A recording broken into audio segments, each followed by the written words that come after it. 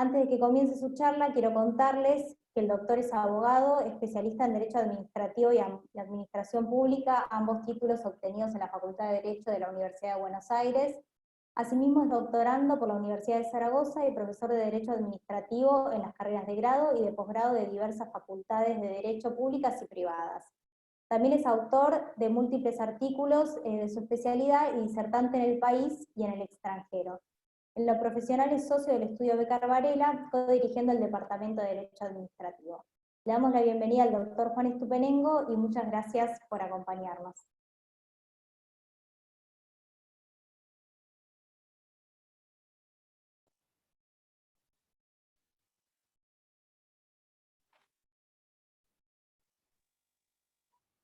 ¿Ahí se me escucha? Sí.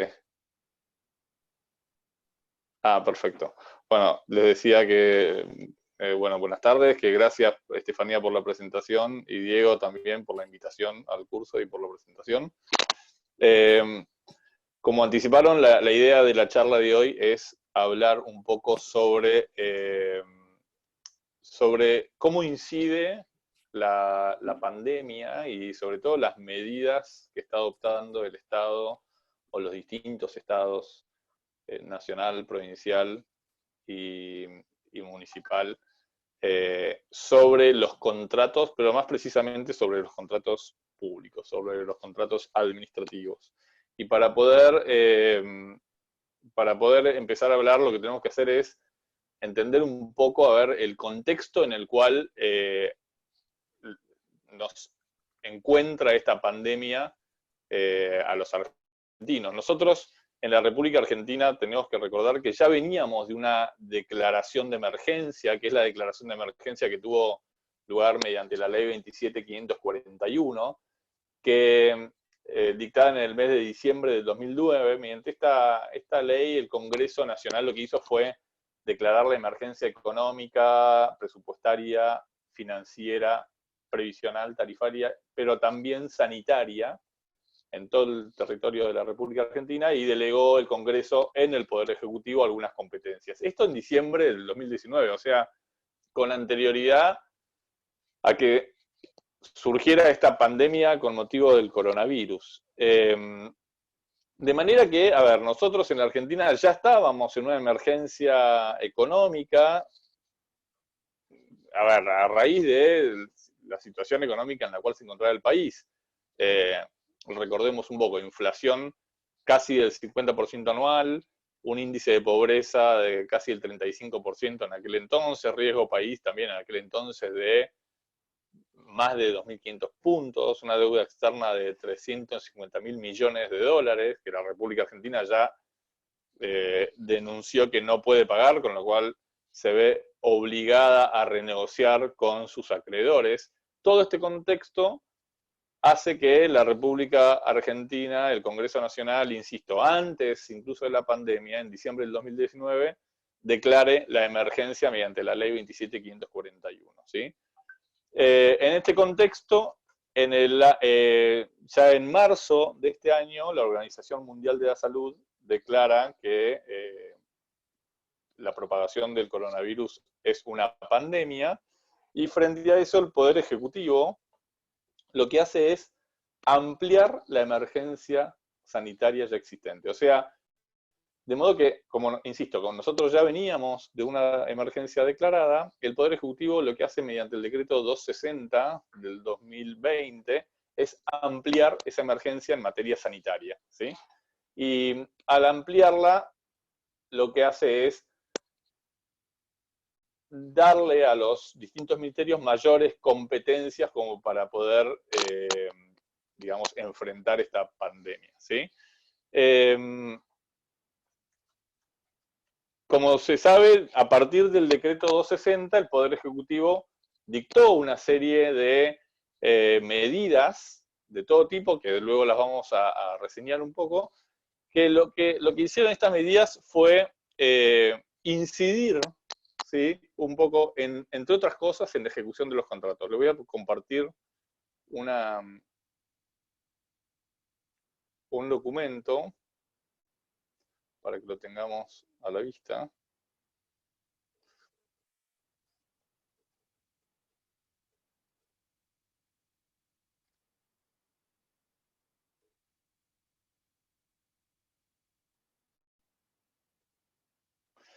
Entonces, a partir del decreto 260, el Poder Ejecutivo empieza luego a emitir distintas medidas que tienden básicamente a evitar la propagación o a prevenir o a combatir la propagación del coronavirus.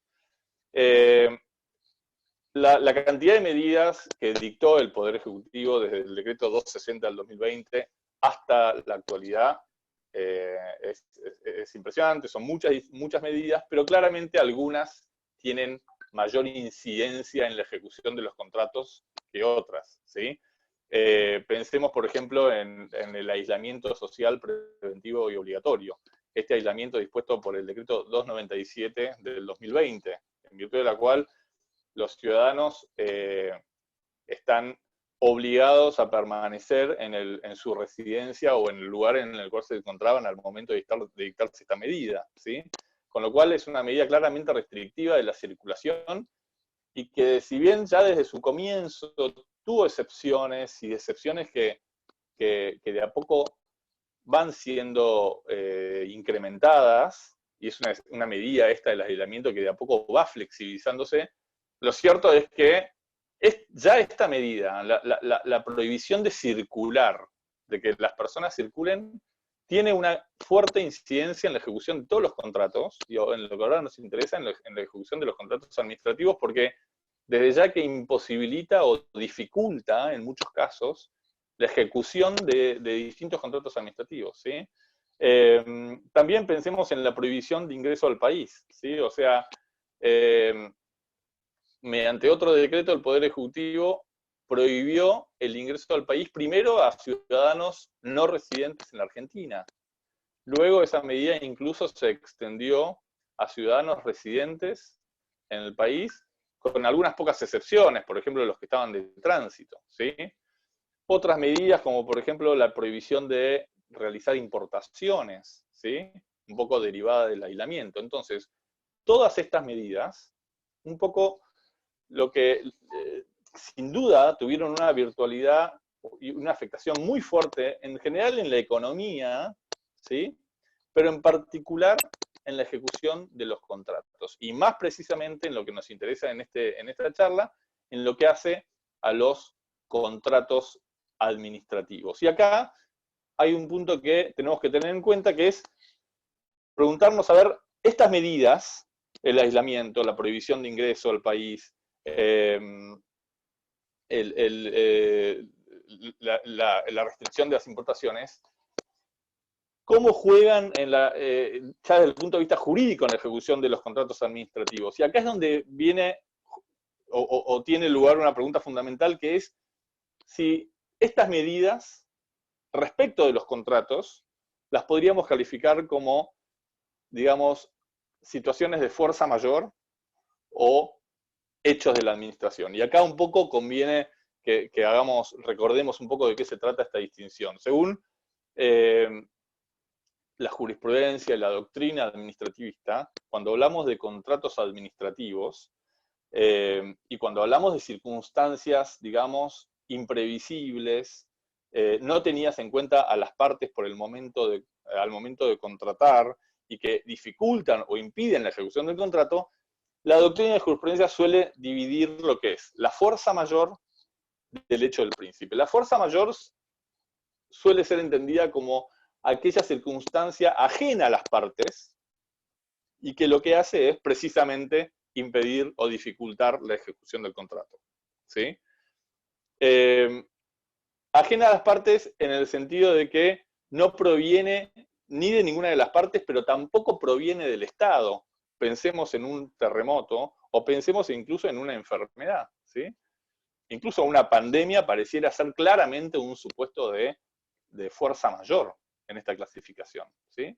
Ahora, por el otro lado tenemos el hecho del príncipe, o los hechos de la administración. Esta es otra categoría, también tenida en cuenta por la doctrina y por la jurisprudencia, que juega más que nada en aquellos casos en los cuales el hecho imprevisible, que las partes no tuvieron en cuenta a la hora de contratar, no proviene de las partes, pero sí proviene del Estado que integra una de las partes que es precisamente la parte pública, ¿sí? Entonces, cuando hablamos del hecho del príncipe, estamos hablando de esta circunstancia imprevisible, pero que proviene del propio Estado. Entonces, hay una diferencia entre fuerza mayor y hecho del príncipe, o hecho de la administración, como se lo llama más modernamente. Que en el caso de la fuerza mayor, la circunstancia que obsta o que impide o que incide en el contrato es una circunstancia claramente ajena a las partes e incluso ajena al Estado, ¿sí? Mientras que cuando hablamos del hecho del príncipe, estamos hablando de una circunstancia que quizás es ajena a las partes, pero no es ajena al Estado. De hecho, cuando hablamos de hecho del príncipe, entonces estamos hablando de alguna medida estatal, que insisto, no fue tomada por la contraparte en el contrato, pero sí por algún otro órgano que integra también el Estado y que indirectamente impide la ejecución del contrato, ¿sí? Entonces acá, calificadas estas dos categorías, tendríamos que preguntarnos, bueno, en este caso, hablando de la ejecución de los contratos, o mejor dicho, la imposibilidad de ejecutar los contratos con motivo de el COVID-19 y las medidas tomadas por el Estado. ¿Estamos ante fuerza mayor o hecho del príncipe? Y ante todo cabría preguntarnos qué sentido tiene esta diferencia, para qué consecuencia práctica tiene, ¿sí? En realidad, como nosotros en nuestro país no tenemos una ley que regule en general, la generalidad de los contratos administrativos, esto es muy casuístico. O sea, habrá que ver caso por caso, habrá que ver régimen por régimen. Como vamos a ver más adelante, a la luz de algunos regímenes, que califiquemos al hecho que incide sobre el contrato como fuerza mayor o como hecho del príncipe, cambia el régimen jurídico o cambia la solución del caso.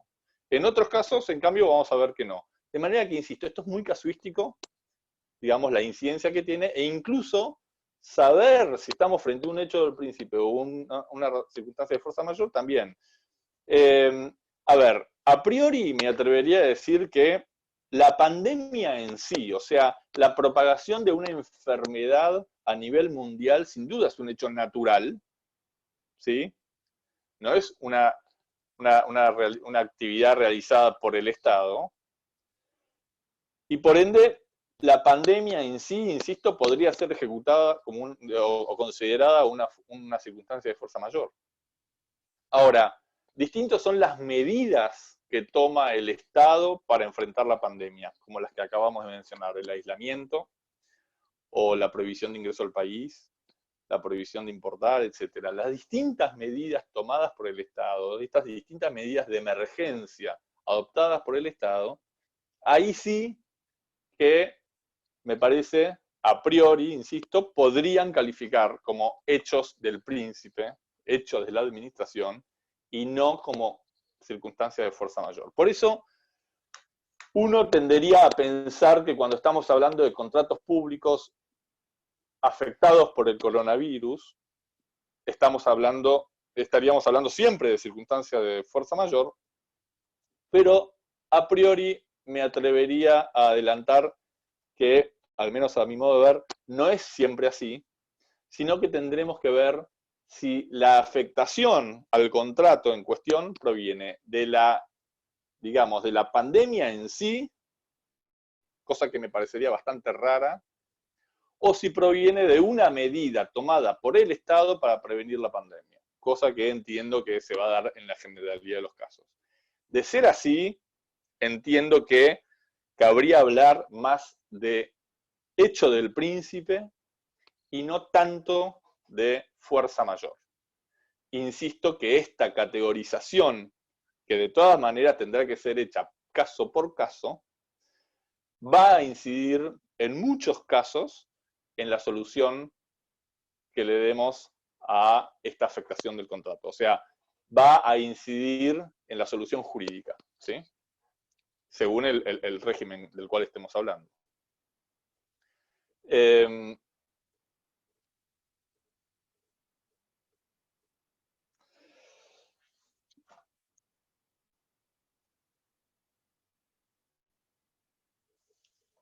A ver, Y otra pregunta y otra cuestión que nos interesa es la vinculada a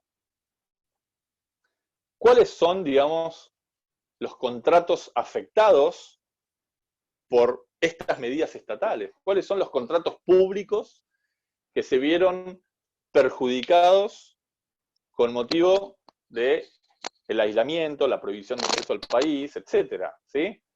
A ver, en principio tenemos que decir que el aislamiento, como les digo, es la principal medida estatal que tuvo incidencia en la ejecución de los contratos administrativos, pero ya de por sí el aislamiento, el decreto 297 del 2020 que lo impuso, ya ese decreto en su artículo 6 estableció ciertas excepciones al aislamiento. Y muchas de esas excepciones, en rigor, están dadas por actividades que suelen ser ejecutados en el marco de contratos públicos. De manera que, a lo que voy es que muchos de los clásicos contratos públicos o contratos administrativos que conocemos fueron ya de por sí exceptuados del aislamiento, con lo cual no deberían verse directamente afectados por esta medida del aislamiento. Por ejemplo, el contrato de obra pública. El propio artículo 6 excluye a la obra pública, artículo 6 del decreto 297 del 2020, excluye a la obra pública del aislamiento. O sea, las personas abocadas a tareas de obra pública pueden circular libremente. Lo mismo el contrato, por ejemplo, de recolección, transporte y tratamiento de residuos. Contrato, lo que implica un contrato de concesión. O, como menciona también el artículo 6 del decreto 297, los servicios básicos de agua, electricidad, mantenimiento, gas, comunicaciones, típicos contratos de concesión de servicios públicos. También la ejecución de estos contratos está exceptuada del aislamiento, de manera que no debería verse tampoco este contrato directamente afectado.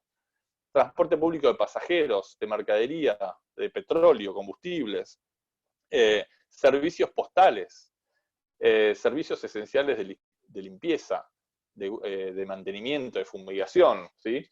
Todos estos contratos son o pueden ser contratos administrativos que, insisto, están exceptuados del aislamiento y por ende pueden continuar siendo ejecutados, es decir, la medida del aislamiento al menos no impidió su ejecución o no incidió directamente en su ejecución, ¿sí?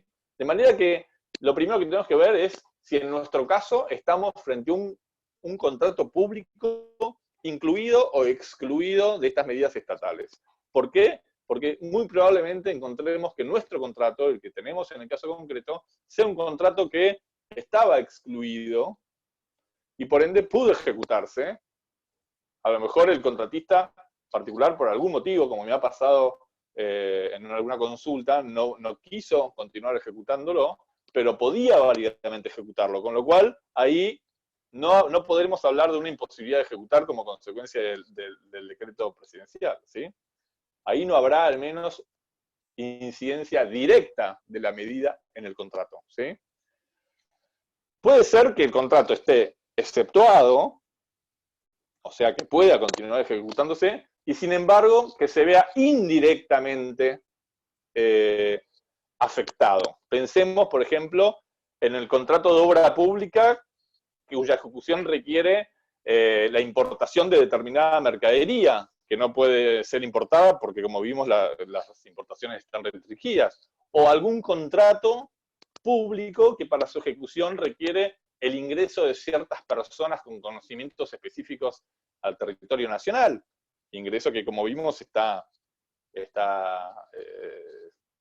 digamos, restringido. De manera que puede darse un segundo supuesto, o sea, contratos que no están directamente afectados por estas medidas, sino indirectamente afectados. Esto también puede pasar, es bastante usual que suceda.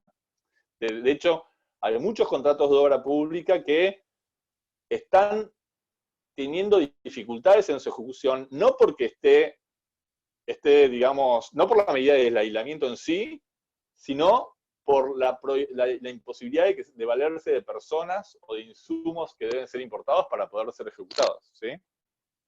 O incluso hay una tercera categoría de contratos que directamente están, digamos, incluidas en el aislamiento, contratos que no están exceptuados y por ende no pueden seguir ejecutándose, ¿sí? Hasta tanto se levante esta cuarentena. Pensemos, por ejemplo, en el contrato de suministro al Estado de productos no esenciales. No sé, por ejemplo, tengo un cliente que tenía un contrato en virtud del cual durante esta época tenía que proveerle computadoras al Estado. Claramente, ese contrato, esa entrega no va a poder materializarse, ¿sí? Entonces, tenemos que identificar cómo es la afectación de las medidas estatales a nuestro contrato, si es directa, indirecta o directamente no hay afectación, ¿sí? Y acá, individualizadas ya entonces las medidas pasibles de incidir en los contratos. Individualizados los contratos, tenemos que preguntarnos un poco entonces cuál es el régimen jurídico, ¿sí? ¿Cuáles son las normas a las cuales vamos a acudir nosotros para precisamente resolver nuestro caso de afectación del contrato con motivo de estas medidas, ¿sí?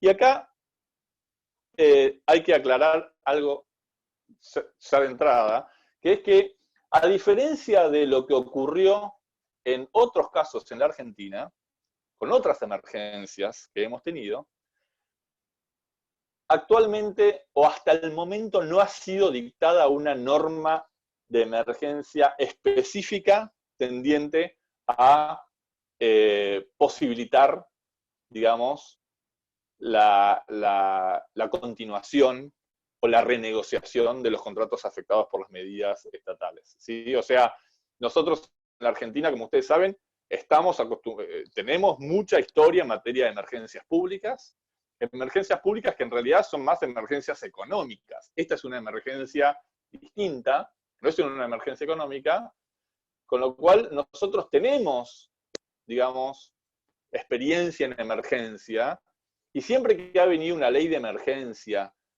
que, digamos, tendió a regular los contratos públicos afectados, esa normativa incluyó disposiciones que, por ejemplo, posibilitaban al Estado rescindir más fácilmente los contratos, o exigían la renegociación de los contratos. Bueno, en este caso, frente a esta emergencia, hasta el día de hoy, a nivel federal, no fue dictada una norma que sirva para, digamos, reestructurar estos contratos, ni una norma de emergencia que vaya a ser la que regula precisamente la incidencia negativa en los contratos públicos.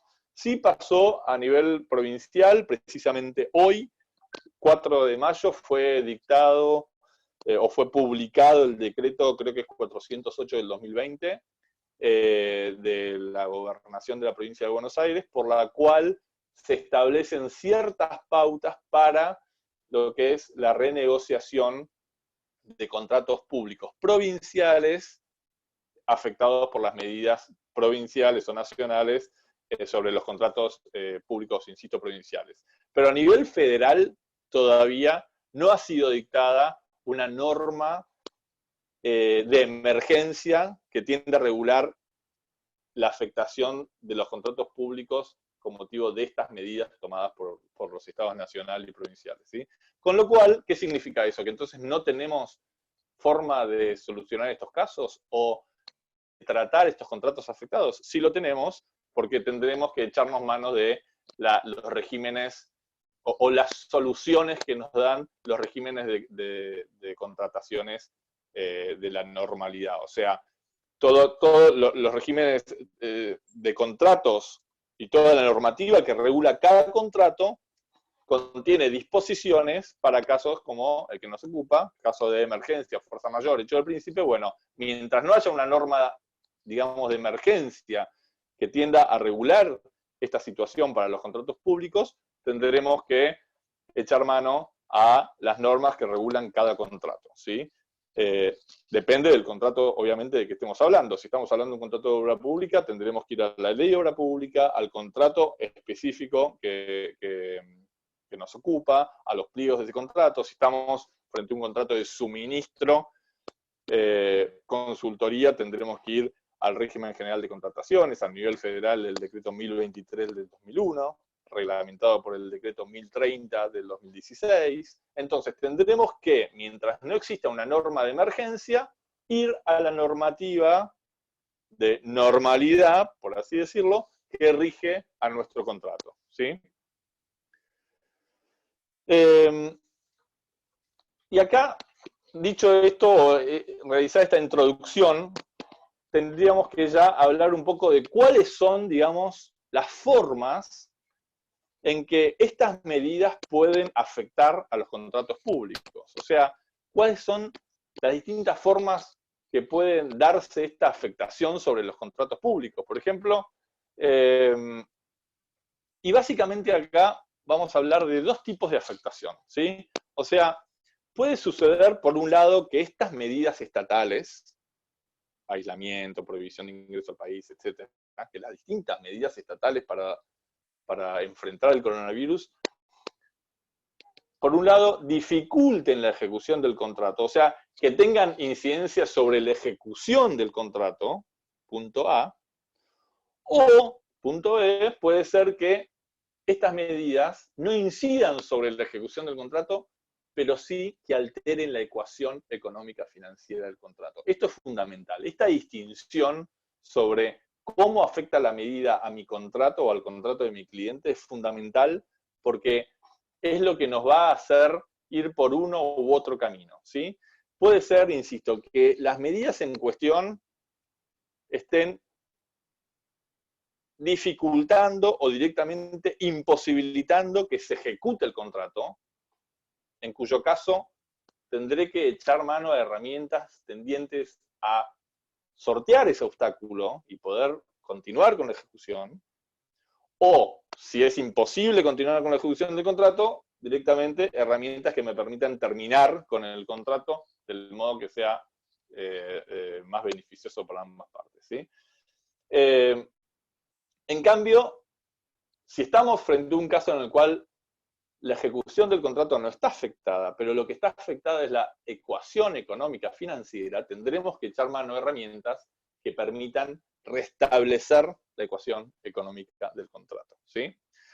Hablemos un poquito de cuáles son las herramientas que tenemos en cada caso, ¿sí?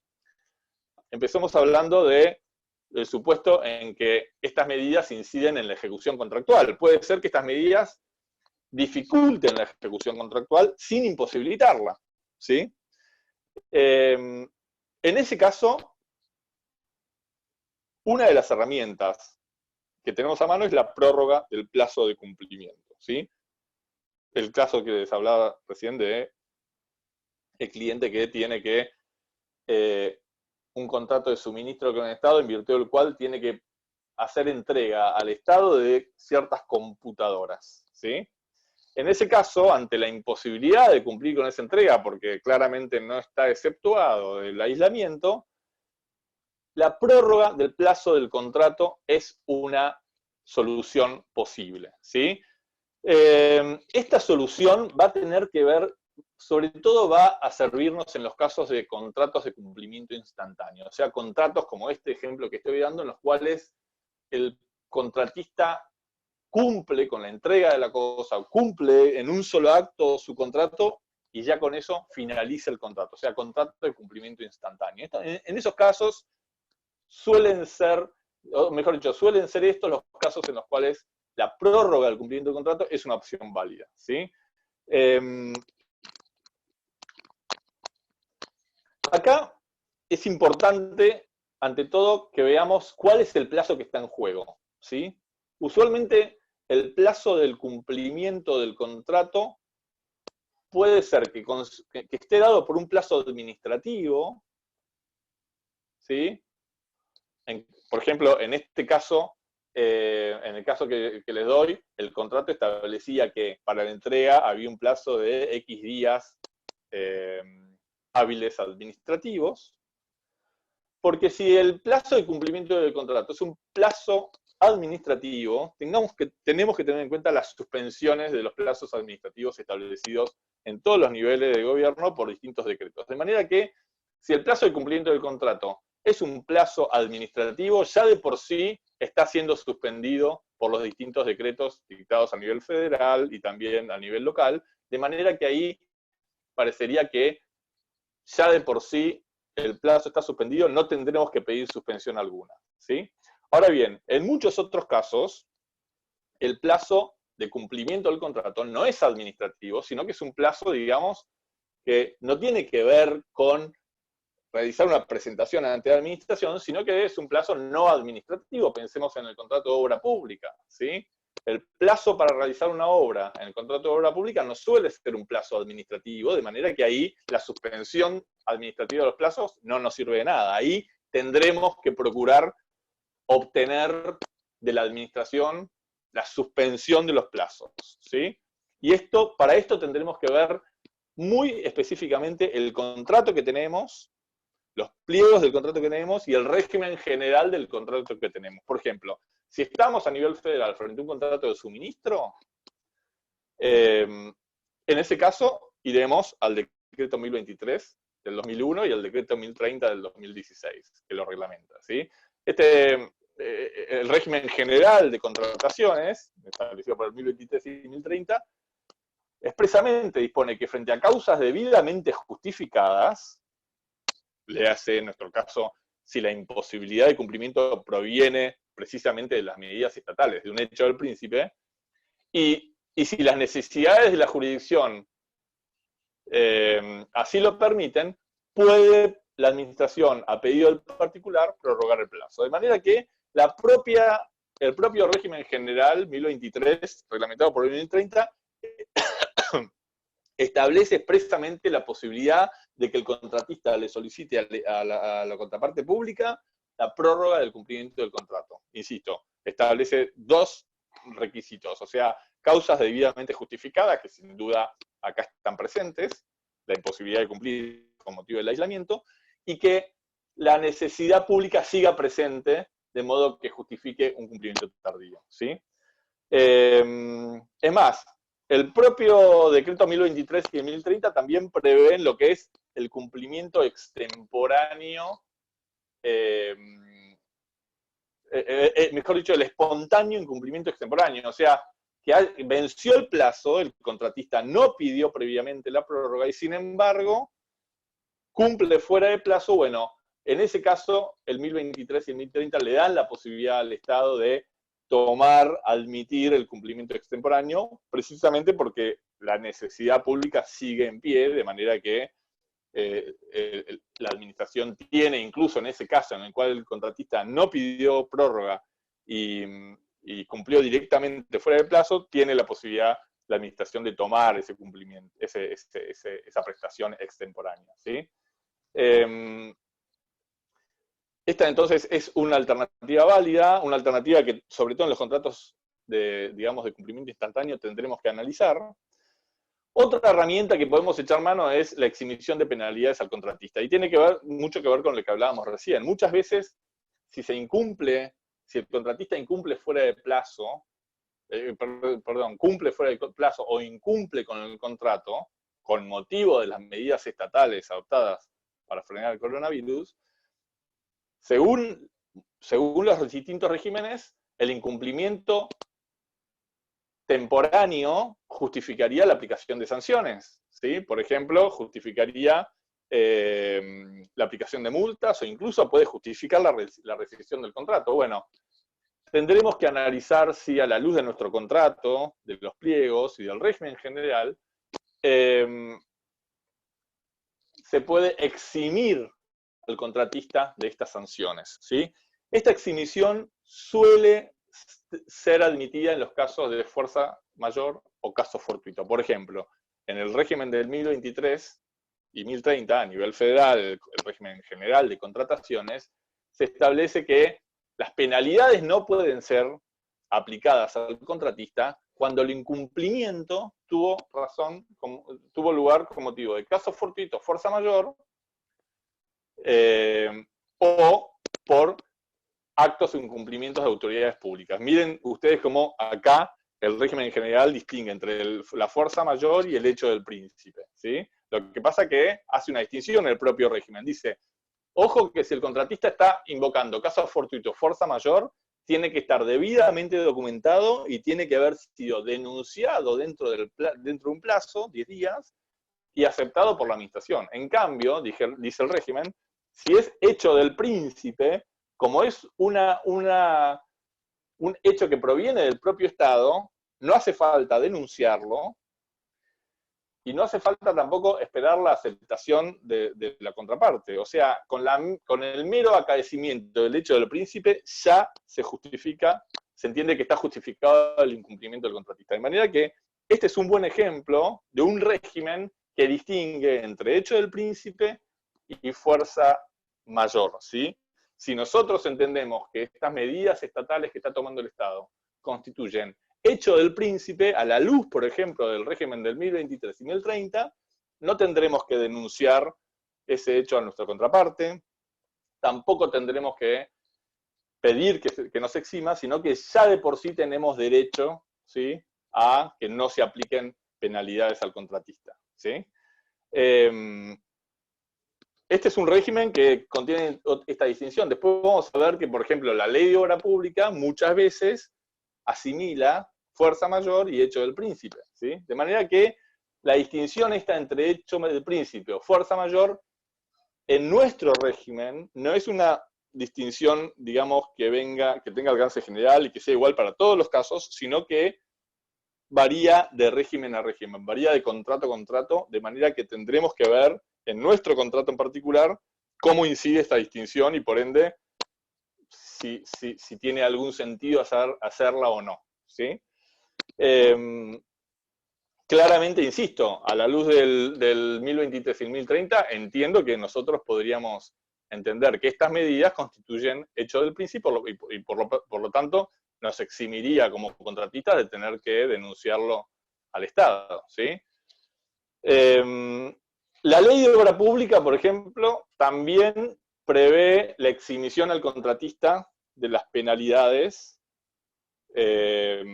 cuando haya causas justificadas y estas sean aceptadas por la autoridad competente. Miren cómo ya la ley de obra pública no hace distinción entre hecho del príncipe y fuerza mayor. Lo que dice es, si hay causas justificadas para el incumplimiento y esas causas son aceptadas por la contraparte pública, entonces no se le aplican las penalidades al contratista, ¿sí? Eso en cuanto a la exhibición de penalidades como herramienta, digamos, frente a la dificultad en la ejecución del contrato. Otra posibilidad puede ser que sea la suspensión total o parcial de la obra, ya más que nada hablando de la obra pública, ¿sí? Puede ser que las distintas medidas estatales incidan en la ejecución de la obra y sugieran, por ejemplo, suspender la obra.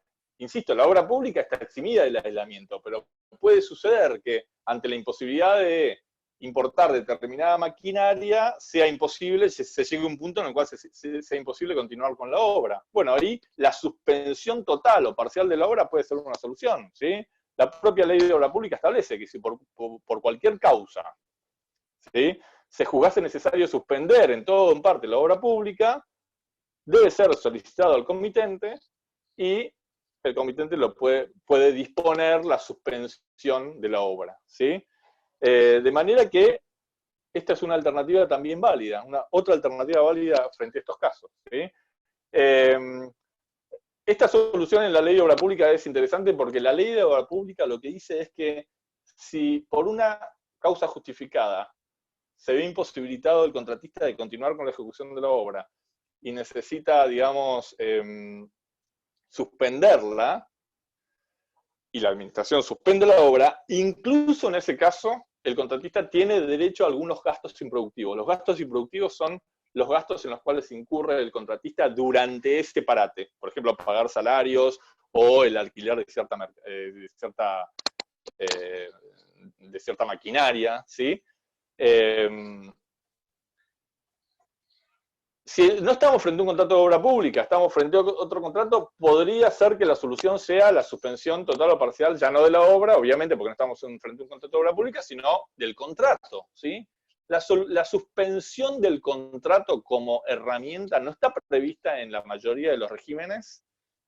Sin embargo, algunos autores entienden que si las partes pueden acordar la rescisión del contrato o si la administración puede disponer la revocación del contrato, entonces implícitamente está la facultad de las partes de acordar la suspensión o de la administración de acordar también la suspensión del contrato. O sea, aun cuando no esté expresamente en el contrato, podríamos llegar a analizar si la suspensión del contrato está implícita, ¿sí?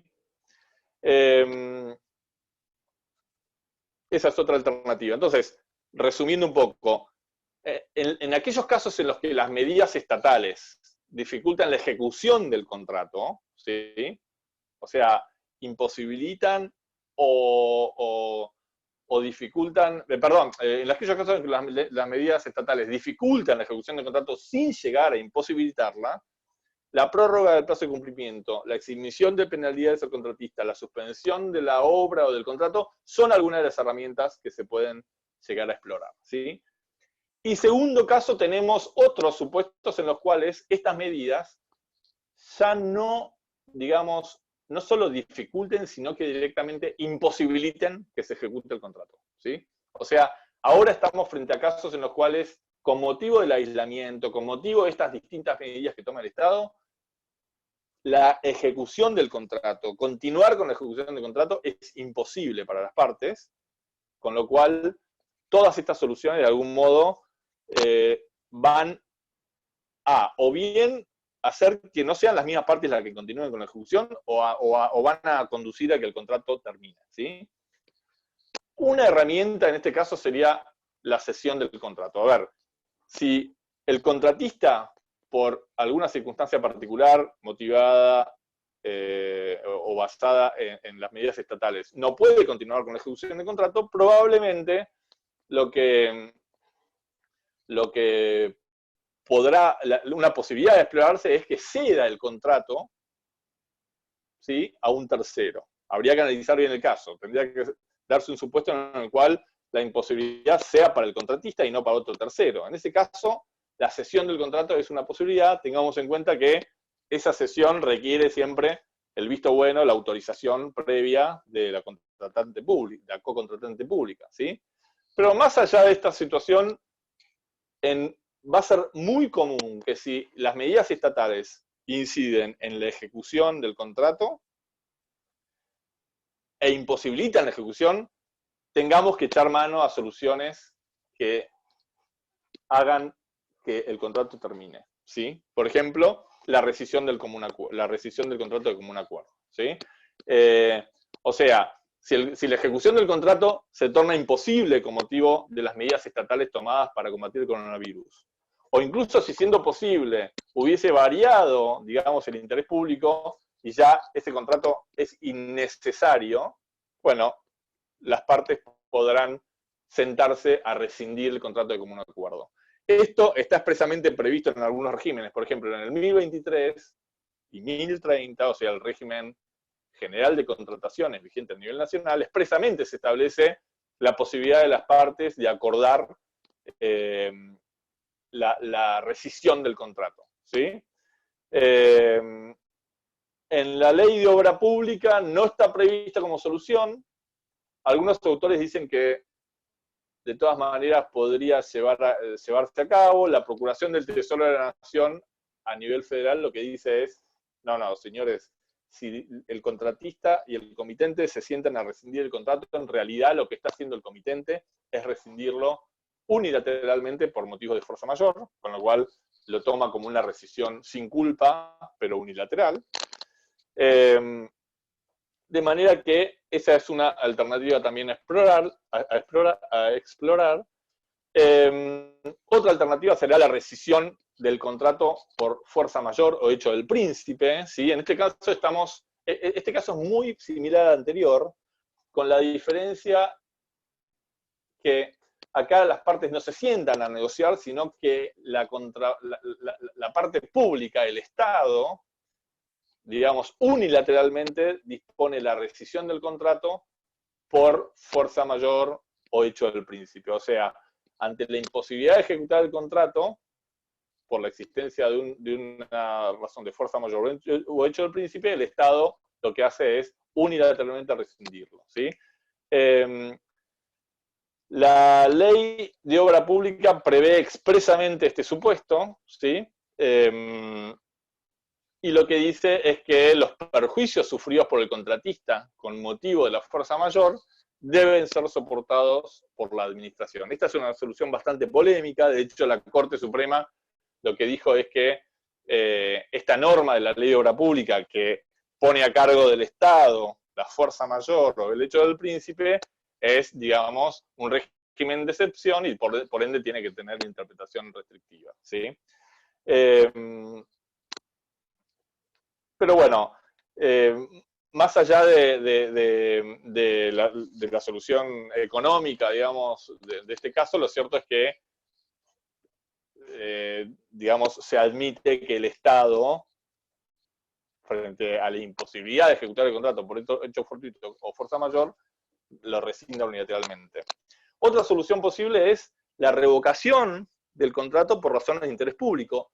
Acá, digamos, este es un supuesto distinto. En este caso, el contrato se vio afectado por las medidas estatales y eso hizo que varíe el interés público, ¿sí? O sea, quizás el contrato no es de imposible ejecución, a lo mejor es posible ejecutarlo, pero como cambió el interés público involucrado, o sea, como hay motivos de oportunidad y mérito y conveniencia que ya sugieren que ese contrato no se continúe, entonces, en este caso, el Estado lo que hace es revocar unilateralmente el contrato, ¿sí? Por razones de interés público, insisto, no por razones de ilegitimidad, ¿sí?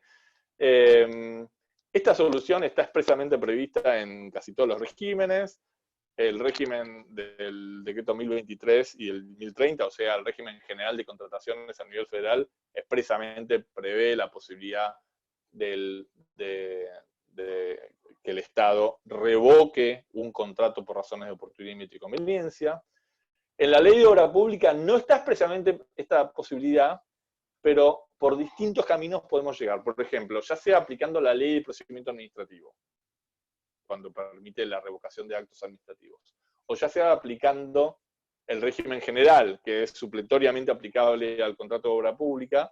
Por ambas vías podemos llegar a la conclusión de que en la ley de obra pública el comitente también puede revocar el contrato por razones de oportunidad y mérito y conveniencia. El gran tema acá es, en este caso, como ustedes saben, es cuál es el alcance de la indemnización, ¿sí? La reparación del contratista. Estamos ante una revocación del contrato por razones de oportunidad, mérito y conveniencia, por razones de interés público. No es revocación por ilegitimidad, en cuyo caso, ok, no correspondería a ninguna indemnización al particular. Al revocarse por motivo de oportunidad, el contratista va a tener derecho a una indemnización, de hecho así lo establece expresamente el artículo 18 de la Ley de Procedimiento Administrativo a nivel nacional. La cuestión es, ¿cuál es el alcance de esa indemnización? Esta fue una cuestión que dio mucho que hablar en la doctrina, en la jurisprudencia, sobre todo de la Corte Suprema de Justicia. La Corte Suprema de Justicia de la Nación ha tenido distintos precedentes para ambos lados. Hay un caso Sánchez-Granel famoso de hace un par de décadas en el cual la Corte Suprema expresamente admite que ante la revocación del contrato por razones de oportunidad, mérito y conveniencia, corresponde indemnizar no solo el daño emergente, sino también el lucro cesante.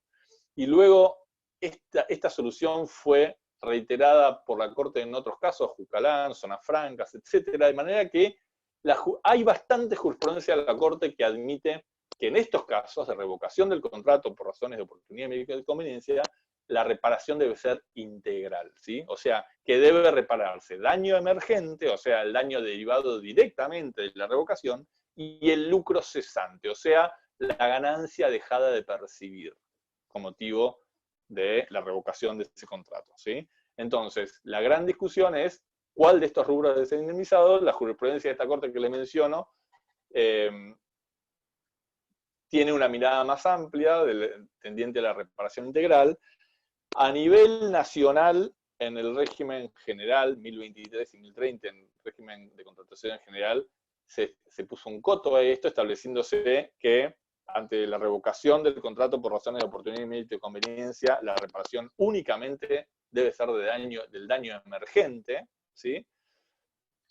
De todas maneras, aún así, luego de esta norma, que es una norma del 2001, el decreto 1023 es del año 2001, luego la Corte Suprema insistió en su postura de que en algunos casos, ante la revocación del contrato administrativo por razones de oportunidad, mérito y conveniencia, de todas maneras corresponde la reparación integral. De manera que este será también un punto a tener en cuenta cuando elijamos esta vía. A modo de anécdota, en la normativa que salió hoy a nivel provincial, decreto 408 del 2020, que habla precisamente de las distintas soluciones que existen para los contratos públicos provinciales frente a esta pandemia, se establece que cuando se revoque el contrato por razones de oportunidad, la reparación va a ser, obviamente, solo acotada al daño emergente, con lo cual la normativa pone un coto en ese sentido, de manera que tendremos que estar atentos, quienes pretendan obtener una indemnización que vaya más allá del daño urgente, a pedir la inconstitucionalidad de esta norma, ¿sí? Entonces, estas son un poco las soluciones para todos aquellos casos en los cuales las medidas tomadas por el Estado con motivo del coronavirus impactan en la ejecución del contrato, ya sea dificultándolo, en cuyo caso analizaremos la posibilidad de la prórroga del plazo, la exhibición de penalidades al contratista, la suspensión total o parcial de la obra del contrato, o bien imposibilitando la ejecución del contrato, en cuyo caso podremos explorar las posibilidades de la cesión del contrato, rescindirlo de común acuerdo, rescindirlo por fuerza mayor de hecho del principio, o incluso que la administración lo revoque por razones de interés público, ¿sí? Esas son, digamos, algunas de las soluciones para todos los casos en los cuales las medidas estatales tomadas para frenar o para combatir el coronavirus inciden, insisto, en la ejecución del contrato, ¿sí? Ahora bien, como decíamos en un comienzo, puede suceder que estas medidas no inciden en la ejecución, sino en la ecuación económico-financiera, ¿sí? O sea, que estas medidas no tengan mucho impacto en la forma de ejecutarse el contrato. El contrato puede continuar ejecutándose perfectamente, sin embargo, que impacten en la ecuación económica financiera. Pensemos en la autopista que, ante la menor circulación, tiene menor recaudación en peaje, o el transporte público que tiene una recaudación en tarifa mucho menor. En todos estos casos, y en otros, pueden darse supuestos en los cuales esta medida, digamos, incidan en lo que se llama la ecuación económico-financiera del contrato. ¿Qué es esto de la ecuación económico-financiera del contrato? Básicamente consiste en la incidencia que una medida puede tener en la expectativa de ganancia que tuvo el contratista al momento de celebrar el contrato. Desde ya que el contratista, cuando elige presentarse en una licitación pública,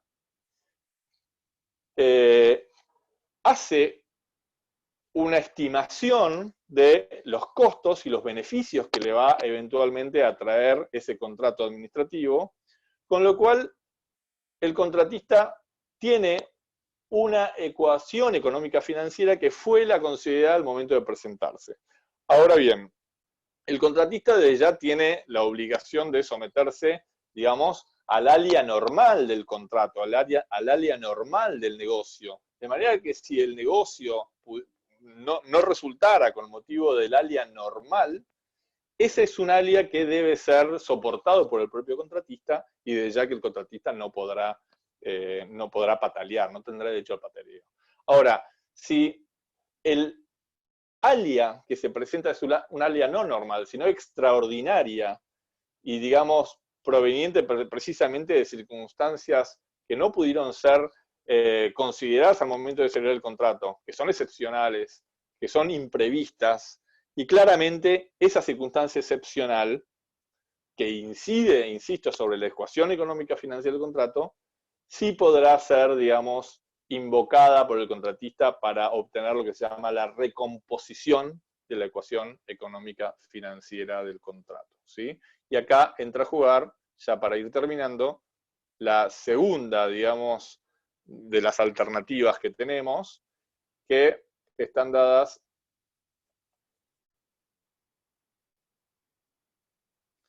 por los casos en los cuales estas medidas inciden en la ecuación económica financiera del contrato. Y en estos casos, en estos supuestos en los cuales la medida, digamos, estatal no impida la ejecución del contrato, sino más bien incida en la ecuación económica financiera, la herramienta por excelencia es la renegociación contractual, ¿sí?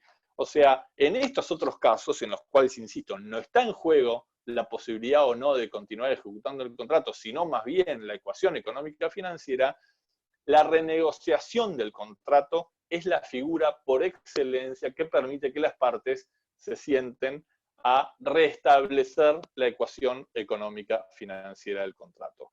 Esta posibilidad está presente en muchos de los marcos regulatorios, en muchos de los regímenes contractuales, por ejemplo, el decreto 1023 y el decreto 1030, que regulan el régimen general de contrataciones a nivel nacional, expresamente prevén que el contratista tiene derecho a la recomposición del contrato cuando cuando la ecuación económica financiera fuera afectada por circunstancias extraordinarias, imprevisibles, de origen natural, que tornen excesivamente onerosas las prestaciones al cargo del contratista. Expresamente, de modo que el 1023 ya prevé esta posibilidad, ¿sí? De manera que la renegociación del contrato, insisto, es la herramienta a ser tenida en este caso. A ser tenida en cuenta en este caso. Tendremos que ver si el contrato que tenemos enfrente nos permite y tiene alguna herramienta como para, digamos, sustentar la renegociación, o en caso de que no la tenga, si tenemos que ir a alguna herramienta propia de otro ordenamiento, como puede ser el Código Civil y Comercial, y echar mano, por ejemplo, a la teoría de la imprevisión en los términos del Código Civil y Comercial.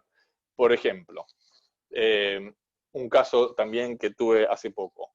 El decreto 1023 del 2001 y el 1030 prevén, como les decía recién, la posibilidad de renegociar el contrato cuando la ecuación económica financiera del contrato se vea afectada por una circunstancia extraordinaria, imprevisible, de origen natural. Ahora, el aislamiento social preventivo y obligatorio ¿es una medida de origen natural? Bueno, es un poco lo que hablábamos antes en cuanto a si esto es una circunstancia de fuerza mayor o hecho del príncipe. Sin duda que la pandemia es un hecho natural. Ahora, el decreto 297 del 2020 que establece el aislamiento, ¿es un hecho natural? Pareciera que no. De modo que si nos atuviéramos a los términos del decreto 1023 del 2001 y del 1030 del 2016, pareciera que este supuesto no encaja en los presupuestos normativos para poder ser sujeto a renegociación contractual. De manera que, ¿qué quiere decir eso? ¿Que entonces no podremos renegociar el contrato? No significa eso, porque siempre, insisto, podremos ir analógicamente a la teoría de la imprevisión propia del Código Civil y Comercial de la Nación, ¿sí? Que, como ustedes saben, permite precisamente que una de las partes que se vea afectada por la onerosidad excesiva sobreviniente del contrato pueda obtener la recomposición de ese contrato, ¿sí? Entonces, insisto un poco acá en este segundo grupo de casos posiblemente o pasibles de darse con motivo de estas medidas, la renegociación contractual es la solución, ¿sí? Y acá esta renegociación tendremos que tener presente que se ajusta a algunos principios. Por ejemplo, ante todo, tener siempre en miras que el fin de la renegociación es el mantenimiento de la ecuación económica financiera del contrato. Y este es un principio que uno lo suele ligar como que el único que tiene derecho al restablecimiento es el contratista. Pues no. Por ejemplo, la ley de contratos de participación público-privada, sancionada en el año 2017, expresamente reconoce el derecho del Estado incluso de invocar la afectación de la ecuación económica financiera del contrato. Pero lo que sí tenemos que tener presente es que el objetivo de esa renegociación es restablecer esta ecuación, ¿sí? Otro principio que tendremos que tener en cuenta acá es la transparencia, ¿sí? Sobre todo en contratos en los cuales están en juego derechos, por ejemplo, de usuarios. Pensemos en un contrato de concesión de servicios públicos, ¿sí? La transparencia, la posibilidad de que los usuarios, de que terceros accedan a esas negociaciones, incluso de que participan, que soliciten información, es básico, ¿sí? Otro principio a tener en cuenta es el principio de igualdad. Pensemos que estamos renegociando un contrato público, un contrato que se celebró en el marco de una licitación pública, previa concurrencia, etcétera, con lo cual no vamos a tener la misma libertad que si se tratase de un contrato privado. Acá no rige plenamente la autonomía de la voluntad de las partes, sino que rige el principio de legalidad. Claramente las partes, el Estado y el contratista están limitados por este principio de legalidad y van a tener límites a la hora de renegociar. Con lo cual el principio de igualdad es un principio que debe ser muy tenido en cuenta a la hora de la renegociación. El principio de participación, un poco lo que hablábamos antes, o sea, la posibilidad de que formen parte de la mesa de negociación, que se vean involucrados. Si hay un financista, también la posibilidad de sentar al financista en la mesa de negociación. Y finalmente la celeridad.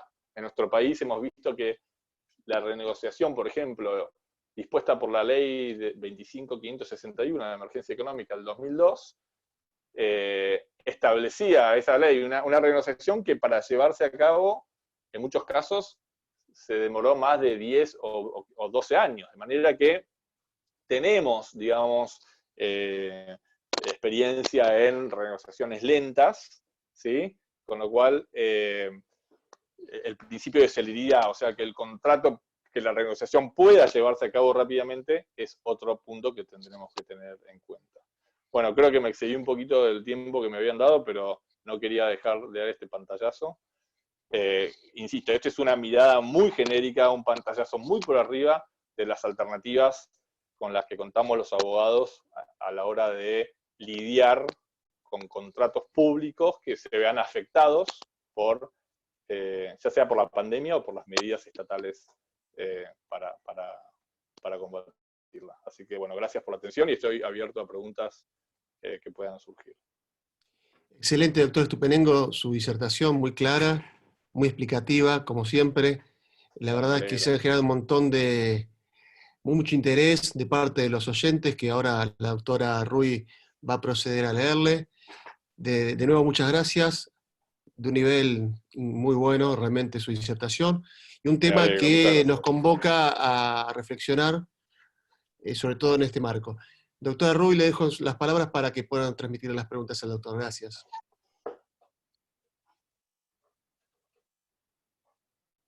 Bueno, doctor, me sumo al doctor Isabela. Muchas gracias por haber colaborado con nosotros.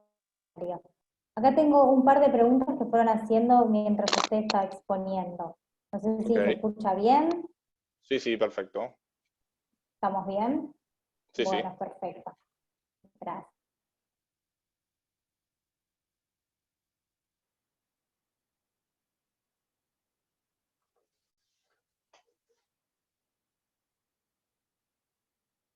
Ahí no se escucha, no sé si...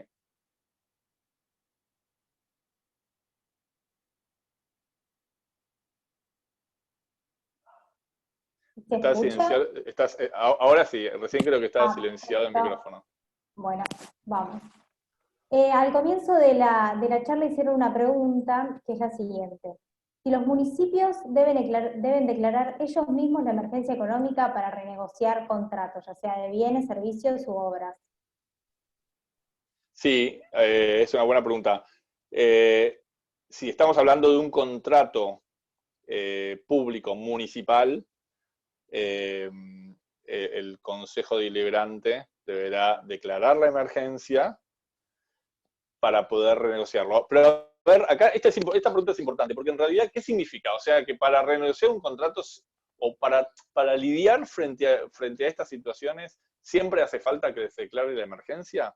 En realidad, no es así. Fíjense ustedes cómo acabamos de enunciar toda una serie de soluciones a las cuales podemos echar mano sin tener una norma de emergencia que haya declarado, digamos, que nos haya dado herramientas para solucionar este tema. O sea, a lo que voy. En condiciones normales, lo que debería suceder es que el Poder Legislativo, ya sea nacional, provincial o municipal, declare la emergencia, que delegue en el Poder Ejecutivo facultades para, digamos, ya sea rescindir los contratos con mayor flexibilidad o para renegociar los contratos con mayor amplitud. Esa es, digamos, la solución esperable. Es lo que ha sucedido siempre en nuestro país y lo que aún no sucedió con motivo de la pandemia, pero esperemos que suceda, que se dicte una ley, digamos, de emergencia en el Congreso Nacional o en las legislaturas provinciales o consejos deliberantes municipales, que se deleguen facultades en los ejecutivos y el ejecutivo tenga más herramientas para rescindir, renegociar, etc. Ahora bien, mientras eso no suceda, como viene pasando a nivel federal, tendremos que echar mano a las herramientas, insisto, que nos dan los regímenes de normalidad, como todas estas herramientas que mencionamos, que como vimos, de todas maneras, aún sin tener una norma de emergencia, tenemos bastantes salidas. Sin duda que si se declara una norma de emergencia para los contratos públicos, y se le dan más herramientas a los ejecutivos, las alternativas van a ser mejores. Hay que ver también mejores para quién, si para el Estado o el contratista. Pero bueno, ese es otro tema. Pero respondiendo concretamente a esta pregunta, sí, en el ámbito municipal, el Consejo Deliberante debería declarar la emergencia, delegar en el intendente facultades de renegociación o de rescisión de contratos, y con eso, digamos, ir solucionando caso por caso. Y si no se declara esa norma de emergencia, las partes del contrato tendrán que ver también caso por caso qué es lo que se hace con las herramientas de normalidad que cuentan.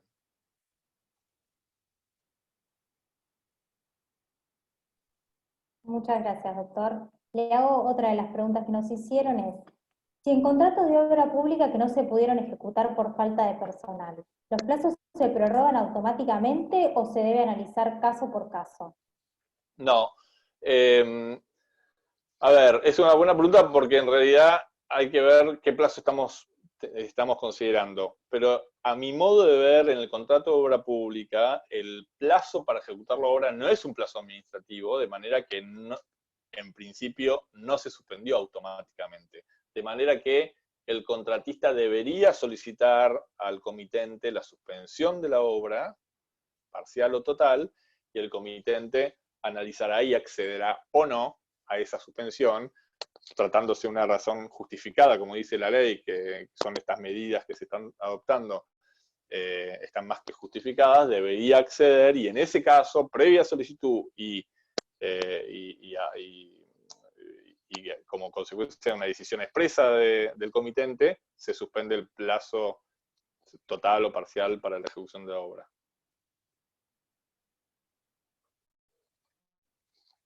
Ahí le hago otra pregunta, que es la siguiente. Bueno, está un poco relacionada con la que hicimos en primer término. Si en la práctica las prórrogas del cumplimiento de los contratos deben dictarse por decreto. La prórroga de cumplimiento de contrato, no necesariamente. O sea, la mayoría de los regímenes permiten que previa solicitud del contratista, la contraparte disponga una prórroga de cumplimiento, con lo cual no necesariamente tiene que ser por decreto. Habrá que ver quién es la contraparte en el contrato del cual estamos hablando, pero Si es firmado, por ejemplo, por una secretaría o por un ministerio, el propio ministerio podrá, previa solicitud del contratista, disponer una prórroga en el plazo de cumplimiento del contrato. No necesariamente tiene que ser por decreto.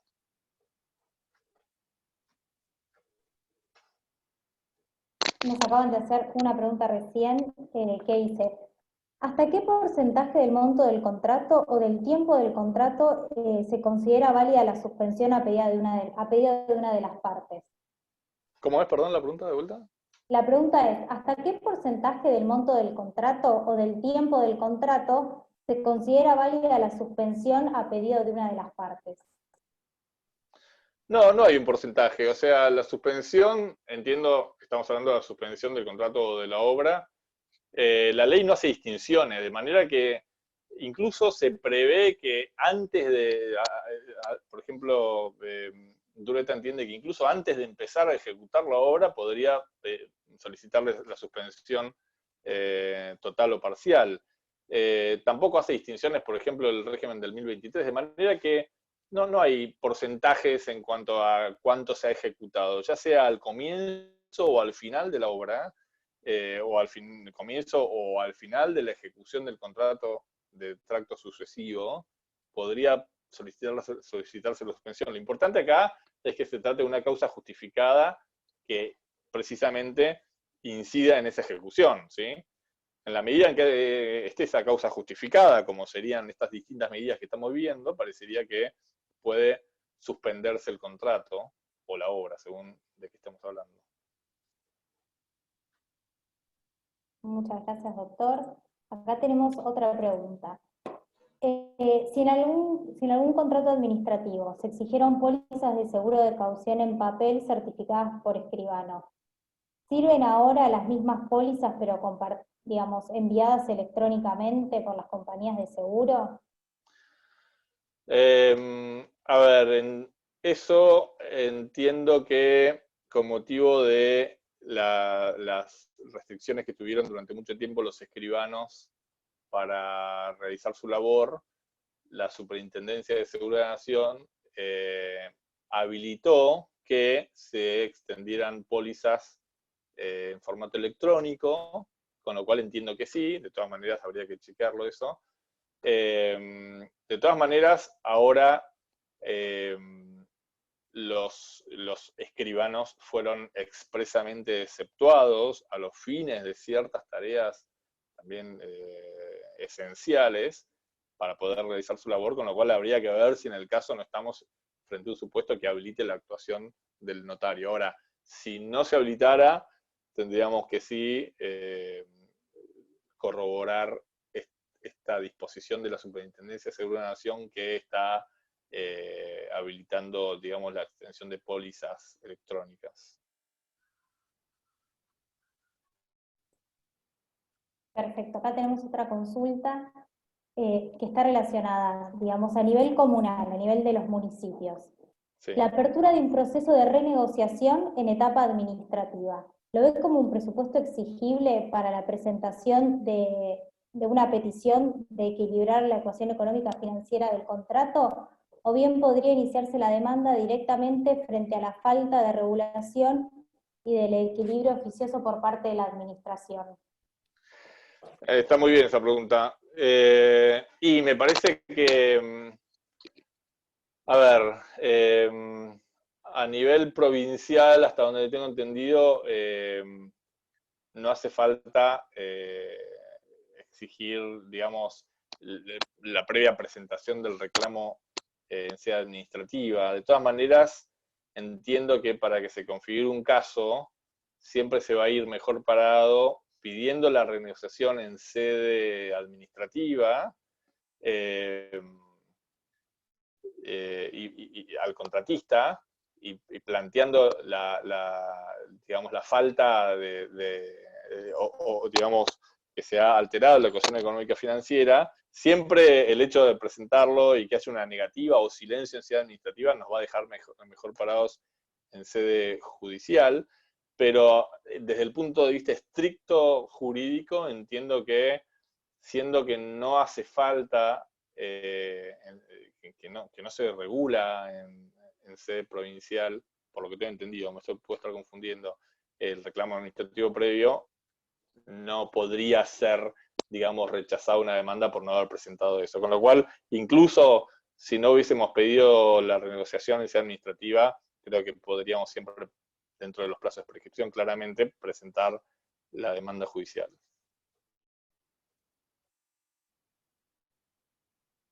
Acá tengo una última pregunta que dice, tienen como una pequeña introducción. La pandemia originó todos los decretos de emergencia. Entonces, con esa, digamos, con esa premisa, ¿puede separarse la fuerza mayor del hecho del príncipe si lo que lo originó fue un caso de fuerza mayor como es la pandemia? A ver, Digamos, no, si no podemos entiendo. interpretar el contrato teniendo en cuenta... La pregunta concreta es, si puede separarse la fuerza mayor del hecho del príncipe si es lo que lo originó, como en este caso, ¿no? Que usted nos explicaba que la pandemia Sí, en sí es un caso de fuerza mayor, pero luego sí, aplicado a lo que ocurre en los contratos termina siendo un caso de hecho del exacto. príncipe. Digamos, Sí.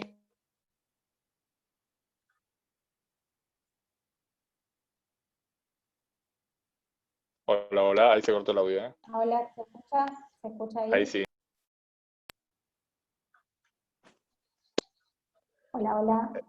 Ahora sí. ¿Se escucha? Ah, perfecto.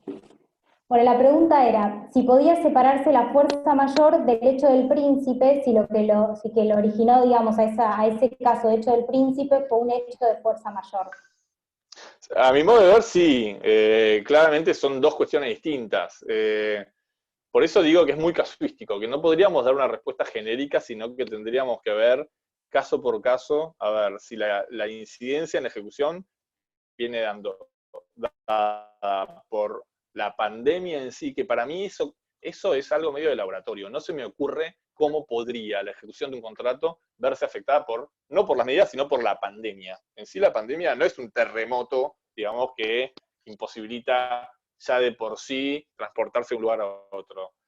La pandemia en sí es imperceptible, de manera que no veo en qué caso la pandemia podría incidir en la ejecución de contrato. Ahora, sí puede diferenciarse de las medidas tomadas a raíz de la pandemia, que eso a mi modo de ver sí es un claro caso de hecho del príncipe. Ahora, la pregunta esta me viene bien para aclarar una cosa.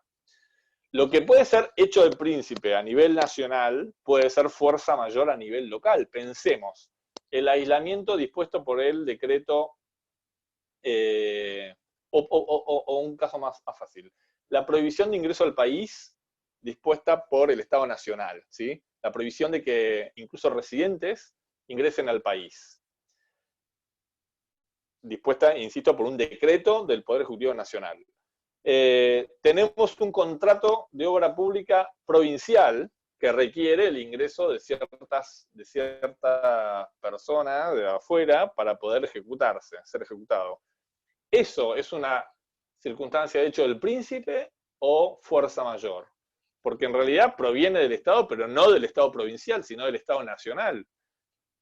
A mi modo de ver, en ese caso, no obstante que es una circunstancia que proviene del Estado, como proviene de otro orden estatal, debe ser computado como una razón como una circunstancia de fuerza mayor. O sea, tenemos que también tener presente en cada caso cuál es la concreta medida que nos incide, ¿sí? Si es una medida proveniente del Estado Nacional, y si estamos en un contrato provincial, será una fuerza mayor. Si es una medida proveniente del Estado provincial, entonces sí es un hecho del príncipe. A su vez tendremos que ver si esa distinción tiene una consecuencia práctica o no en nuestro contrato.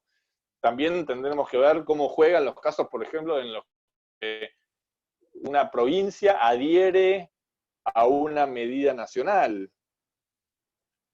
Pensemos, por ejemplo, en el aislamiento o en distintas medidas de adhesión. Bueno, en la medida que adhiere, es la propia provincia la que está tomando la medida y por ende podríamos hablar siempre a nivel provincial de una circunstancia, de un hecho del príncipe. Entonces, digo, esto es muy casuístico, es muy caso por caso.